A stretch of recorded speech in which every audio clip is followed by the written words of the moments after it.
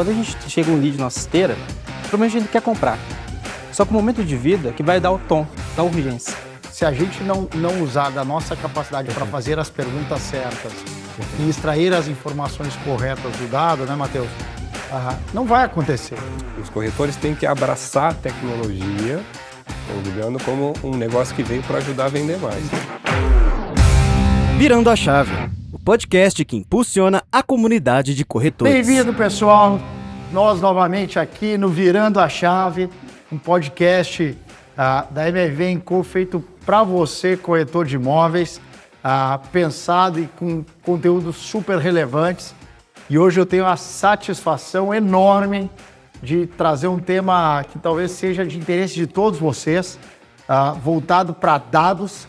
Estou aqui com o Marcelo Souza, presidente da Market Data. Super obrigado, Marcelo. Seja bem-vindo. É um prazer estar aqui. Obrigado pelo convite. Vai ser muito bacana. A Market Data é um parceiro muito legal de muitas empresas grandes do Brasil. Trabalha em todos os segmentos. Tem feito um trabalho muito legal de inteligência de dados aqui com a MRV. E o Matheus Aurec. Bem-vindo aí, Matheus. Obrigado, prazer estar aqui. Espero poder contribuir um pouquinho com o que a gente está fazendo de diferente aí para ajudar. Matheus está tocando esse projeto junto com a Market Data aqui em como a gente revoluciona os dados que a gente coleta, enfim. Se a gente pensar o sonho, a gente sempre fala, o sonho do brasileiro de comprar a casa própria é o maior sonho do brasileiro, Marcelo. E muita gente entra todos os dias nas páginas, não só da MRV, mas da MRV, de outras construtoras, das imobiliárias. Olha a quantidade de dado que está aí no mercado voando e que muitas vezes a gente não está fazendo nada e deixando esse dado flutuando. E a gente tomou a decisão de fazer alguma coisa e está sendo muito bem assessorado aqui pela Market Data. Mas vou conversar com você. Dados. E a gente falava um pouco sobre a tirania dos dados aqui e a quantidade de dados que hoje a gente busca constantemente. O que fazer com tanto dado, né, Marcelo? É uma boa pergunta. Eu acho que a resposta, eu não sei se eu tenho toda ela, mas tentando trazer aqui para o nosso mundo, né? Quando a gente fala, por exemplo, qual é o público ideal para o meu produto, para um apartamento? Normalmente, se você olha, talvez tenha duas principais questões. O perfil da pessoa, né? Mas tem uma que é mais importante, que é o momento de vida. Se você olha, por exemplo, o ciclo de vida, quantos apartamentos uma pessoa tipicamente compra na vida? Na média, 2? 1,7 mais ou menos. Então imagine o seguinte, que uma pessoa que vive 80 anos, e em algum momento desses 80 anos ela vai resolver comprar um imóvel. Então, ainda que você muitas vezes tenha muita certeza do perfil ou do produto que você vai oferecer, a questão mais importante é qual é o momento exato. Então, aí tem uma conexão importante com os dados, né? Se eu enxergo que eu vou vender para a pessoa que aparece no meu stand e depois, se ela não quiser comprar naquele momento, tchau, eu estou perdendo a chance de capturar o dado, de entender que ela é, de construir um relacionamento que em algum momento ela vai estar pronta para comprar. Então, eu acho que o que o dado traz uma visão para nós nesse setor é a gente tem que entender que o dado ajuda a compreender a jornada, um momento. E a jornada é muito mais importante do que o perfil da pessoa, né? Especialmente em um produto como esse, onde o ciclo de vida é extremamente longo. A gente vê muito, por exemplo, no setor automobilístico, que é um outro setor que tem características talvez um pouco semelhantes, né? A gente passa estudando a compra de um carro pelo menos 5, 6 meses. Né? Então, aquele é o momento, quer dizer, qual é o trigger que o dado pode te dar? A pessoa teve um filho, precisa de um apartamento maior, ou ela vai casar, que deve ser um trigger muito importante. Ou ela subiu de vida, foi promovida e quer ter um apartamento mais legal, com um status mais bacana. Então, assim, se eu crio o processo para capturar esses sinais, sejam eles que venham desse aspectos mais físicos, até do mundo digital, que conteúdo que ele navegou, eu consigo construir um relacionamento e continuar falando com a pessoa até o momento que ela esteja pronta para ouvir a oferta e comprar. Então, tem muito a ver com essa estratégia de olhar não o produto, mas o cliente. Você tem um cliente, você conhece e você está pronto para atuar na hora que ele está pronto para comprar. E eu acho que você traz esse dado de uma forma muito bacana. A gente vem falando constantemente sobre a mudança. No mercado imobiliário você fala sempre sobre funil, o funil comercial. Então aquela entrada, depois ele vai para a próxima etapa e a próxima etapa. E quando você traz essa jornada, e o Matheus tem provocado muito isso, é a desconstrução da ótica de funil para uma construção de uma jornada que não necessariamente ela é linear. Se ela fosse linear, ele respeitava bem essa ótica de chego, estou pronto, boto lá a documentação, aprovo e compro. E não, muitas vezes pode ser que ele esteja pesquisando, pode ser que ele não queira naquele momento, pode ser que ele queira investigar mais ou que ele não quer necessariamente aquela opção. E aí como é que você está vendo isso, Matheus? Como é que essa jornada está remodelando talvez esse futuro do mercado imobiliário? É muito interessante isso, quando o Marcelo conta essa história sobre o que é o dado e entender isso dentro do momento de vida. Tem uma pesquisa do Instituto Datafolha do ano passado que fala que 87% da população quer comprar um imóvel ou vai comprar um imóvel em algum momento. E que o imóvel ele é o item de sonho de maior importância na vida brasileira. Mas que a independência financeira, ter família é uma loucura isso, assim, né? O cara quer mesmo comprar. Então, quando a gente chega um lead na nossa esteira, provavelmente ele quer comprar. Só que o momento de vida que vai dar o tom, da urgência. Então, o que a gente tem visto dentro desse processo de entendimento da jornada, sair dessa visão de funil, né? Que o cara entrou e vai sair comprando, mas assim, que é uma jornada não linear, que vai ter fases, etapas de maturação, fez com que a gente mudasse também a nossa forma de entender esses dados, né? Dado é uma questão de confiança também. O cliente está passando uma informação para você ajudar ele com a sua necessidade. Então, quando a gente tem aquele momento de vida, assim, esse cara está querendo entender primeiro como é que funciona o financiamento, ou qual tipo de produto ele consegue comprar, ou qual é a localização que ele tem, você começa a ter repertórios diferentes para conseguir atender as necessidades que aquele cara quer ter, entendeu? Então, a mudança da visão para a jornada, entendendo que ela não é linear, que ela é específica de cada um, torna a gente também mais astuto e mais preocupado em trazer o que realmente importa para o nosso cliente. Legal. Marcelo, vou até pegar esse gancho e devolver para você. A gente está falando aqui com corretores. A gente tem aí 600 mil corretores no Brasil inteiro. Uma muito pequena parcela, a gente está falando de construtoras ou imobiliárias que conseguem organizar o dado, mas tem muita gente que eles têm que organizar a sua própria carteira. E aí o nível de sofisticação é menor. Sim. Qual é a dica para essas pessoas? Posso contar um pouco de história aqui? Claro, por favor. A gente, quando fala de dados, fala de CRM, né? Que em inglês quer dizer gestão do relacionamento com o cliente. Então, por que eu estou dizendo isso? Quando esse conceito surgiu na década de 90, o Matheus acho que não tinha nascido ainda na época, né? Estava nascendo. Era um conceito de gestão de negócio, que significa gerencia a relação com o seu cliente, a expectativa, trate-o de maneira diferente, olhe para as necessidades específicas e atue de forma mais personalizada. Ao longo dos anos, CRM virou envio de mala direta, depois virou plataforma de atendimento. Sim. E hoje em dia muita gente confunde com ferramenta. Mas o que eu estou dizendo com isso? O conceito é extremamente simples e ele não requer ferramenta, ele requer estratégia, filosofia. A filosofia é: respeita o teu cliente, conhece o teu cliente, estabeleça uma relação de confiança. Né? Quando você tem uma relação de confiança, ele compra de você tudo que você estiver vendendo. Total. Inclusive, tem muitas empresas diversificando oferta, porque elas têm uma carteira de clientes, têm uma relação de respeito e confiança, e os clientes permitem com que ela diversifique novos produtos. Voltando para o mundo do corretor, se eu tenho essa estratégia de gerenciar as pessoas, os clientes, sabendo que eu vou ter que investir durante muito tempo na relação, até que ela esteja pronta para comprar, eu estou fazendo CRM. Onde é que eu posso fazer o CRM enquanto filosofia? Nas minhas redes sociais. Se eu tenho uma estratégia de postar conteúdos, eu me comunico com o consumidor, eu me mantenho ativo, eu estou falando com ele, eu estou sendo lembrado, né?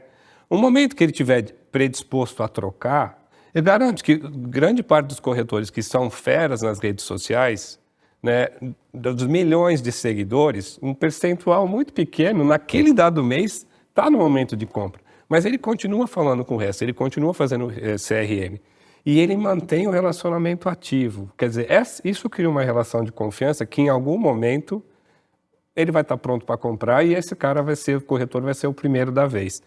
Sai das redes sociais. Se ele tem a capacidade também de olhar a comunicação via e-mail, via SMS, se ele tem uma pequena base de dados usando o pacote Office, quer dizer, É isso aí.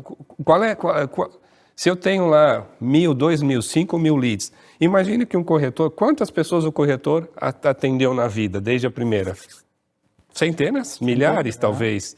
Imagina que você, desde o começo, você começa a guardar esses dados no teu Outlook e você de vez em quando gera um conteúdo, chama para as redes sociais, fala de alguma coisa que não é só a venda, você está fazendo CRM. Então, Perfeito. CRM é muito mais a predisposição a se relacionar, a gerar um relacionamento que não é só a venda, né? Que não é só fala com ele quando você quer que ele te dê, que te assine o contrato, e muito menos de que ferramenta. Eu acho que você trouxe esse ponto que é a palavra relacionamento, né?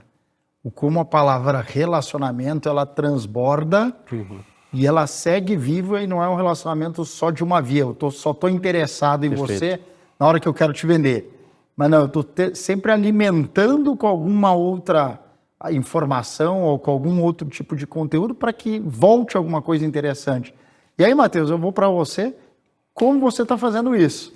A gente está tentando cada vez mais entender o que funciona e tentar traduzir isso de uma forma prática para o dia a dia das pessoas. Pegando esse caso, por exemplo, que o Marcelo está contando, a gente estava estudando os nossos perfis de clientes e como é que essa jornada de compra ela é complexa. Teve um cliente que comprou agora em maio, a primeira análise de crédito que ela fez foi em junho do ano passado. Junho de 22. Junho de 22. E aí aconteceu, ela fez ao longo desse um ano de compra, 4 análises de crédito. Olha a importância do corretor de fazer o CRM do Outlook, da informação e da gente ajudar ele a fomentar esse tipo de conteúdo. Começou com a análise de crédito produto A, depois começou o corretor ajudar a compor renda, depois a usar o FGTS, a usar os benefícios do governo que vieram ao longo desse período.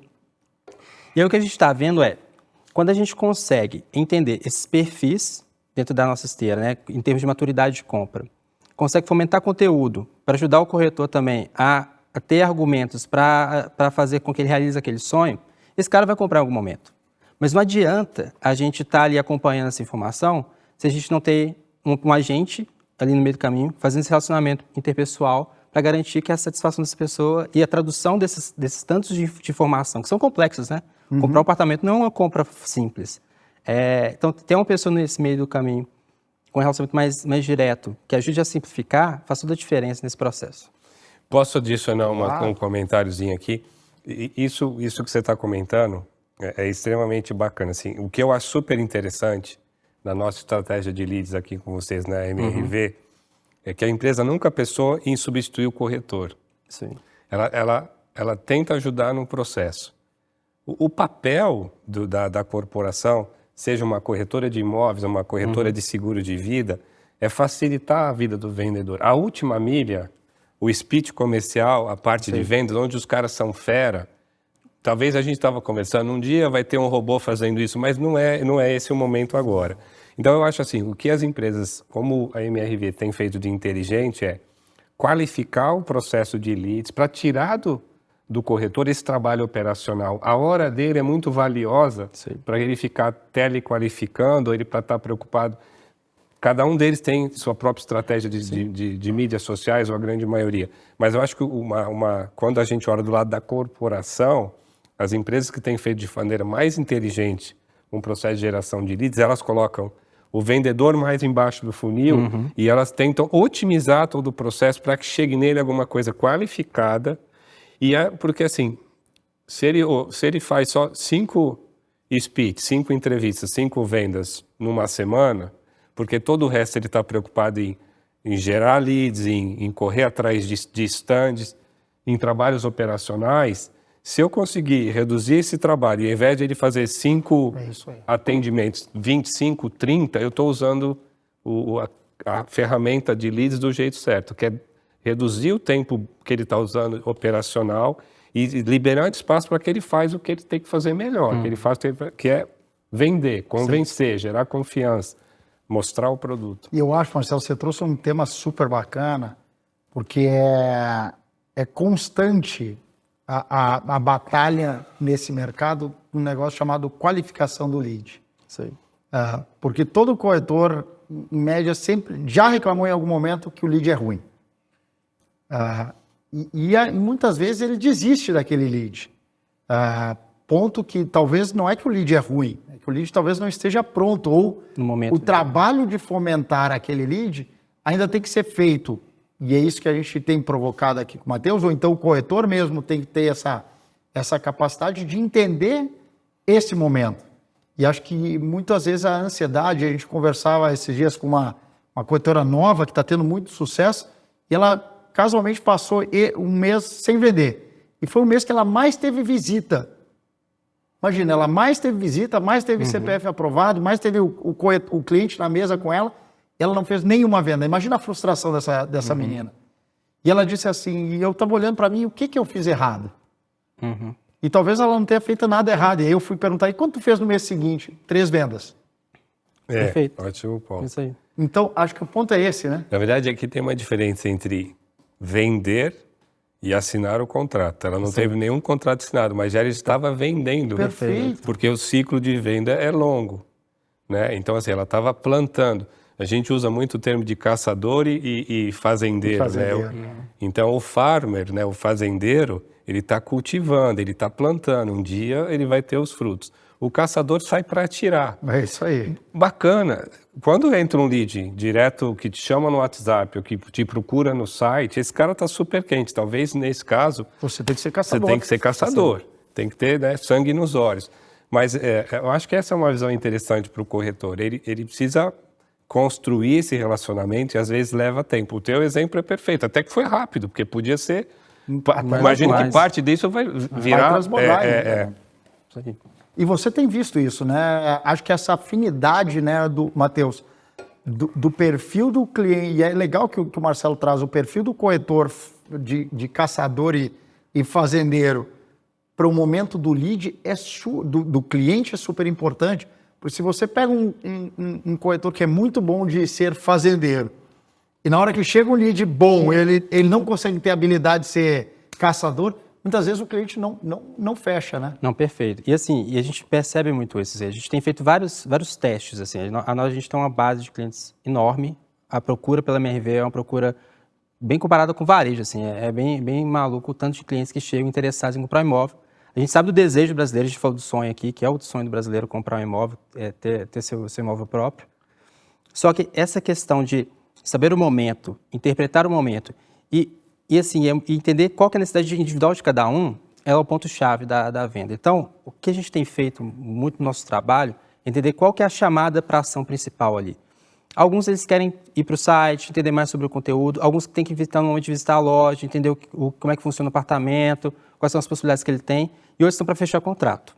O corretor consegue entender isso e faz uma boa gestão desses diferentes tipos de cliente, ele vai ser perene ao longo do ano inteiro. Aí que está o game change do resultado, da produtividade. É conseguir fazer essa gestão, entender qual é o momento de cada um desses clientes na esteira, para saber, esse aqui é o momento de fechamento, esse é o momento de nutrição, esse é o momento de encantamento. E aí a gente tenta fomentar isso com as nossas informações, com os nossos dados e com as nossas chamadas mais corporativas. Né? A gente uma vez estava estudando o ciclo de vida de compra, não era especificamente do setor de imóveis, mas ele tem muito a ver com o setor, todos os produtos de ciclo de vida longo, né? O móvel está no extremo, talvez não tenha nada mais longo do que isso. E quando a gente olha assim, o relacionamento é longo. Sim. Como é que você põe o esforço ao longo do tempo? Se você deixar para falar para o cara só na hora que ele estiver considerando a compra, talvez você não tenha tempo de convencê-lo, de se mostrar quanto você é legal. Então você precisa falar antes, é o que a gente está falando. Eu preciso falar ao longo do ciclo de vida de compra. E depois, quando é que você volta a falar com ele depois que ele comprou? Depois que, de novo, ele dá sinais de uma recompra. Né? Que no nosso caso pode ser, sei lá, indicação. Um outro apartamento maior, uma indicação. E a gente olhou, então, o que tinha que investir, a gente chamou do ciclo Pão de Açúcar, porque ele fazia exatamente assim. Então, a gente fez uma metodologia que era... Tem momentos que você tem que colocar toda a sua energia, o cara está quente, você sabe que ele tem o crédito aprovado, você está de frente para ele, cara, é sangue nos olhos, você precisa ser caçador. Mas se ele não comprar, volta o espírito do fazendeiro. Como é que você comunica com ele com conteúdo, via redes sociais? Como é que você comunica informando que vai ter um lançamento que pode ser legal? Num custo menor, talvez usando meios de comunicação digitais que são mais baratos, até o momento que ele aquece de novo, né? Sim. Ou seja ele, ou seja uma indicação. Sim. Acho que esse ponto é legal, e falando para os corretores, né, Marcelo? Dessa paciência e esse entendimento da sua base e como abordar no momento certo, da forma certa. E acho que isso é super legal que você traz. Mas do outro lado, vou dar uma provocada aqui, uma coisa que a gente falava antes no offline. A gente já está nessa nova era agora da inteligência artificial. E a gente já fez alguns bate-papos, a gente tem escutado bastante sobre isso. Qual é a sua leitura sobre isso e até provocações sobre esse tema? Quando a gente fala de inteligência artificial aplicada a marketing, a gente tem alguns focos. O primeiro deles é ajudar a selecionar melhor público. Então, a gente tem muitos processos de geração de leads que a gente usa um algoritmo para escorar o lead e mostrar quem é mais ou menos quente. Ele está no momento de troca. Como é que eu sei isso? Eu tenho vários dados que eu sei que ele navegou por sites que mostram que ele está pesquisando, ou até coisas mais indiretas, sei lá, ele está num site de fraldas ou produtos infantis, será que ele acabou de ter o primeiro filho, precisa de um apartamento maior ou quer alguma coisa? Então, isso é uma aplicação muito forte de você usar algoritmos para ajudar a fazer um marketing preditivo, selecionar melhor e qualificar melhor os leads. Isso é uma atuação muito forte. Uma outra atuação muito forte é a automação. Quando a gente enviava mala direta, a gente fazia uma criação, selecionava um mail, mandava uma vez por mês um volume grande e esperava para ver o que vendeu. Hoje em dia, o marketing é super multicanal.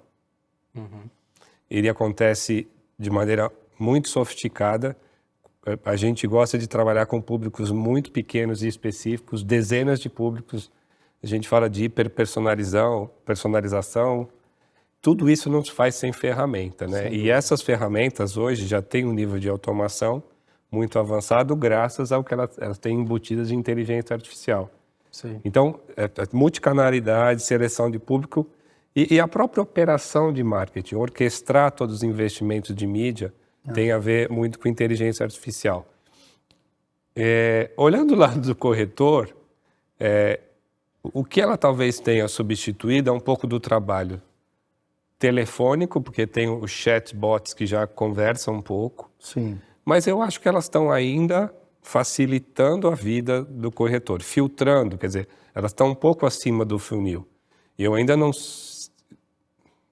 soube de ninguém que comprou um imóvel só por chatbot. Não soube. Mas eu soube, mas duvido que antes ele não tenha falado com o corretor antes de ter respondido lá no chatbot. Então, eu acho que as ferramentas vêm muito no nosso conceito, em cima do funil, seleção, qualificação, mas a conversão ainda não. A gente faz muita inteligência artificial, eu estudo muito o tema por necessidade. O futuro, quando a gente olhar muitos anos para frente, difícil a gente estimar, a junção de inteligência artificial robótica, aí a gente vai estar num outro mundo. Se eu conseguir interagir com um robô e ter o mesmo nível de speech, de convencimento, e até às vezes não perceber que não é uma pessoa de verdade, aí a gente vai ter um problema. Os corretores precisam pensar em o que fazer da vida. Aliás, todos nós, né? Todos nós, Mas eu acho que tudo isso, até o momento e nos próximos anos, tudo isso veio muito mais para facilitar. De novo, tira a operação e deixa a última milha. A última milha fala a hora que você está sentado lá na mesa de frente e o cara está pegando a caneta, ele olha para você uma vez, olha duas, e você fala assina. Essa é boa. Mas eu gostei também, um ponto que você falou ali antes, e aí vou no Matheus, uma coisa é inteligência artificial e tudo isso que vem para facilitar, mas nada disso substitui a inteligência humana. Eu adorei essa frase, porque no final, se a gente não usar da nossa capacidade para fazer as perguntas certas e extrair as informações corretas do dado, né, Matheus? Não vai acontecer. E a vida do corretor vai seguir difícil. E aí acho que esse é o ponto para você. Acho que assim, o caminho que a gente está traçando, pensando nesse uso inteligente da inteligência artificial, né, o uso prático, é o seguinte: trazer maior escalabilidade para as nossas ações, criando repertórios mais customizados para o nosso cliente. Então, assim, a gente envia lá os e-mail marketings e SMS para a nossa base de clientes. Os e-mails, a gente pode ter um conteúdo padrão e mandar para todo mundo. Isso é fácil. Mas não vai atingir todo mundo. O desafio é conseguir entender os conteúdos que cada um quer ter, quer escutar, em qual momento de vida ele está, e usar assim, dessas ferramentas de inteligência para ajudar nessa customização. E aí acho que é isso que vai ajudar também no processo de venda. O que a gente vai conseguir no futuro, que a gente está tentando trabalhar, é conseguir, com o uso de inteligência artificial, com processos de tecnologia, dar mais customização sobre o perfil de cada cliente.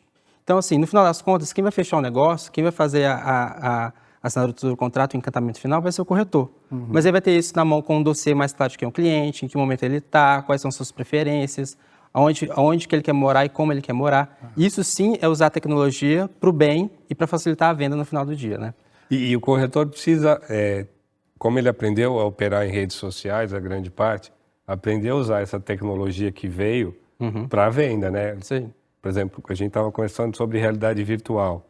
É uma ferramenta de venda, de trabalho, né? Então, ele precisa também conhecer um pouco mais, saber usar, saber colocar o cliente naquela situação para que ele tenha aquela experiência de compra, né? É isso. Né? Tem que tornar uma coisa um pouco mais quente, né? Porque ainda ficar numa sala sentado com óculos na cara, tem todo um contexto a ser criado. Eu acho que os corretores têm que abraçar a tecnologia, olhando como um negócio que veio para ajudar a vender mais. E é a habilidade de construir experiência, acho que é isso que você está trazendo. Como é que você vai construindo uma narrativa dentro da jornada, seja ela no plantão, ou seja durante toda a interação, para chegar naquele momento de utilizar a tecnologia a seu favor. Mas eu vou dar uma mudada no rumo e até para entender um pouco. Marcelo, lá atrás eu era um fã de carteirinhas sobre segmentação. Eu já adorava segmentar, olhava cliente para cá, olhava cliente para lá, tentava criar grupos, afinidades. E o Matheus trouxe agora a customização. A gente já ouviu bastante de cada cliente é um e a gente não tem que botar eles mais em grupos. Qual é a sua visão sobre segmentação versus personalização e até onde as companhias ou o próprio corretor vai conseguir seguir personalizando tanto para trazer o encantamento de cliente? Personalização acho que é o extremo, assim, segmentação você fala de criar grupos com características parecidas, por exemplo, os investidores que compram imóvel como uma opção de geração de renda, os que vão comprar pela primeira vez e é o primeiro imóvel próprio, então você pode ter alguns grupos aqui. Personalização é um one-to-one, é assim, eu sei que o Marcelo quer comprar um imóvel pela primeira vez, quantos anos ele tem, qual é o nome da mulher, onde ele mora. E aí eu personalizo a tratativa, né? E como a gente faz isso em marketing? O Matheus comentou, hoje a gente tem muitas ferramentas que pegam os seus dados e permitem customizar a comunicação. Então, a experiência personalizada. Para mim, isso é uma das coisas mais importantes do marketing de todos os tempos. Saindo um pouco do ambiente específico de comunicação, a gente vai cada vez mais para um mundo de produtos, serviços, ofertas e comunicação personalizados, né? Quando você tiver cada vez mais tecnologias que permitam personalizar o tênis, imprimir em 3D na hora, com a cor, a marca, o formato, e você não vai comprar um tênis padrão, né? Quem corre muito sabe que o tênis que tem uma palmilha que é feito sob medida de acordo com a pisada é muito mais gostoso que um tênis normal. Então, eu acho que assim, eu sou super fã disso, né? Eu sou super fã. Olhando para o mundo do corretor, voltando para a nossa introdução, se eu começo a fiz uma primeira abordagem, cada abordagem, a chance de insucesso é muito maior que a de sucesso, né? A gente converte percentual, né? Um dígito, menos de um dígito. Então, o insucesso tem que ser visto como uma chance de aprender. Se eu estou no telefone, estou no stand, eu estou de cara com o consumidor, eu entendi que ele não quer comprar, por que não? Não é o momento? O que mais eu posso saber dessa pessoa? Que tipo de dados eu posso ter? Não é o momento, cara, mas eu estou terminando o financiamento, mas eu quero mudar para o maior, porque meu filho nasceu. Quantos anos tem o seu filho? Tem 1 ano. Todas essas informações servem para personalização. E, de novo, eu não preciso ter uma ferramenta. Eu, como corretor, eu sou capaz de fazer o one-to-one, o um-a-um, no meia base de clientes. Porque assim, a tecnologia só surgiu porque as empresas ficaram com bases tão grandes que elas não podem olhar um por um. Então, elas precisam de uma ferramenta que simule a capacidade. Agora, o corretor não. Ainda não. Eu sei que tem uns caras aí, uns black que precisam de estrutura. Mas acho que a grande maioria deles tem a sua carteira de clientes e acho que entender que cada contato com o consumidor, esse é um dos mantras. Sim. É uma chance de aprender mais. Como eu posso capturar esses dados? Numa planilha de Excel. É isso que eu ia dizer. Marcelo Souza, mora em São Paulo, tem 2 filhos, está pensando em comprar uma casa na praia. Que mais eu sei? Quanto ele ganha? Né? Que tipo de... Ele quer apartamento ou casa? Qual é o imóvel? Então, essas coisas, de novo, voltamos para o farmer. Eu tô regando, eu tô cultivando, nutrindo até o ponto que eu gero uma relação de confiança e vai estar na minha fase de consideração e compra. E nesse processo de compra também, por ser uma compra um valor agregado muito alto, e é do ser humano a gente buscar pessoas, né, que falam a nossa língua, né, e entendam as nossas necessidades. Então, assim, é natural ocorrer essa frustração. E se isso não vira aprendizado, se isso não vira informação útil para mudar a narrativa, para se adaptar ao estilo do nosso cliente, a venda vai virar só aquele cara que você tem uma afinidade básica, assim, ou que gosta das mesmas coisas que você. Que não é o caso do nosso mercado. A gente tem pessoas que estão casando, estão tendo o primeiro filho, estão procurando sua independência de moradia, enfim. Tem mas que do outro lado, e acho que é legal, vocês dois trazem esse ponto super bem, mas o corretor hoje ele está cada vez mais acostumado à rede social. Sim. E aí é quase o antagônico disso, que é dar tiro de canhão na base completa. Então, acho que é um pouco de tudo. Tem uma parte que é a entrada do funil, que você tem que se comunicar, mas nunca perdendo a ótica dessa personalização. Então, acho que você pode ser um pouco de caçador lá na frente, tentando alcançar um monte de gente alimentando, mas depois também ter esse perfil meio equilibrado, que é super importante o corretor se habilitar para isso. Para mim, a rede social é topo de funil, porque assim, eu não sei o nome, eu sei lá a assinatura dele, o código, mas eu não sei o nome, eu não tenho um canal de contato direto. Você falou, é tiro de canhão. Então, se você posiciona lá, em alguns momentos, uma estratégia de identificação, um formuláriozinho na rede social, que algumas já possuem, você começa a identificar a pessoa. Quando você identifica, geralmente você tem um e-mail, você tem um telefone. Aí você começa a se comunicar de maneira respeitosa e aí você cria a conversa. Para mim, a rede social é o que você falou, é topo do funil. Entre ela e a venda, acho que eu botaria um pouco do CRM aí. Quer dizer, como é que esses caras são anônimos na rede social, a maior parte. Como é que eu identifico? Como é que eu personifico esses caras e aprendo mais sobre eles? Planilha Excel, assim, Organize se o cara está precisando de uma plataforma, é porque ele está bem para caramba, ele já está arrebentando. Organize a sua vida. O que você está falando aqui organize a sua vida. E aí, Matheus, indo para o último papo aqui nosso, acho que é super legal, porque dá para explorar aqui, dá para ficar 3 horas falando sobre isso, mas é a mensagem que a gente manda. Porque cada cliente está...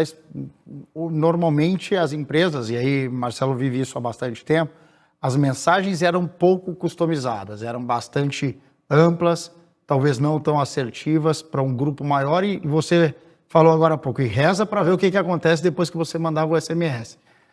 Hoje, a sofisticação da mensagem e do conteúdo que você está mandando tem um poder muito grande de ajudar nessa evolução da jornada, né?